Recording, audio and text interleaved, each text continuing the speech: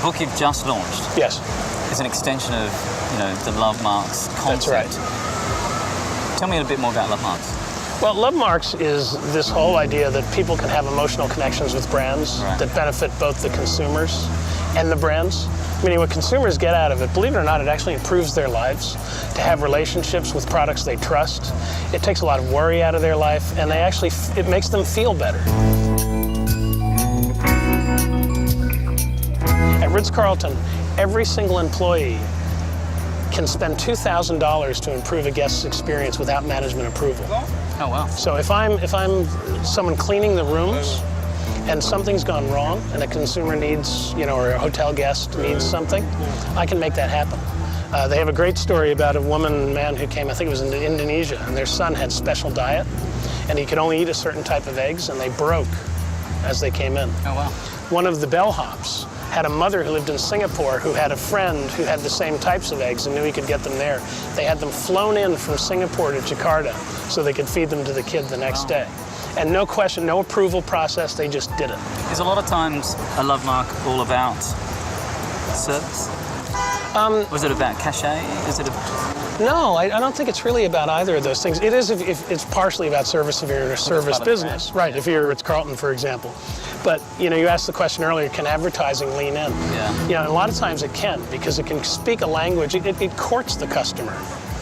Talks to them in a way about this product, in a way where the consumer says, wow, I'm really attracted to you. Because brands are like people. Yeah. They have personalities. And if you can create that kind of attraction and have the product to back it up, and in cases the service to back it up, that's a win-win-win for everybody.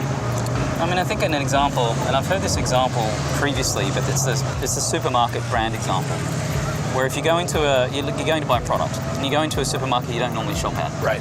And you go in and the product's not there. You think, this is a really crap supermarket. Right. And then you go to the supermarket you always shop at, and the product's not there, and you say, I should have got here earlier. Right. So brand permissioning is really, really important.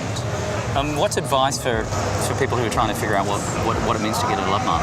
Well, that's really what this book is about. If I can just tell you why I wrote the book. Yeah, please. It's because there were 3 reactions to love marks.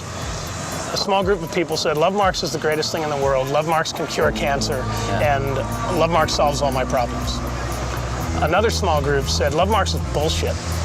And it's just something Saatchi came up with and Kevin Roberts came up with, so they could have a different positioning in the market. Yeah. 80% of people, marketers, said, this makes intuitive sense because you get it and I get it if we have this kind of relationship. But how the hell do I get there? I need a roadmap. And the problem is it's not that easy. I can't say like a GPS, go right, go left. Every product's different, every competitive set's different, every country's different, every economy is different. But what we did find in this book is that 20 of the biggest clients in the world, including Procter & Gamble, General Mills, Toyota, Nike, Reebok, Ritz-Carlton, Visa, T-Mobile, they had similar approaches, and they were all successful in creating love marks. Although they're in different categories. Although they're in different categories. And the case studies cover from Argentina to Brazil to Australia. So they're different nationalities. Different nationalities. But still there's a common thread. Nigeria. Huh. Do you know that Guinness sells more beer in Nigeria than any market in the world? Yeah, because they're a love mark in Nigeria and have been for years. Wow. So it can work no matter where you are. And there are 4 key tenets.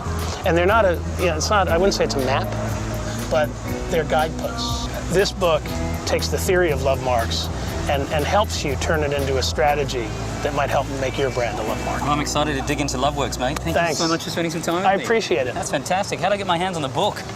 What happened We've got to it? one back at the hotel.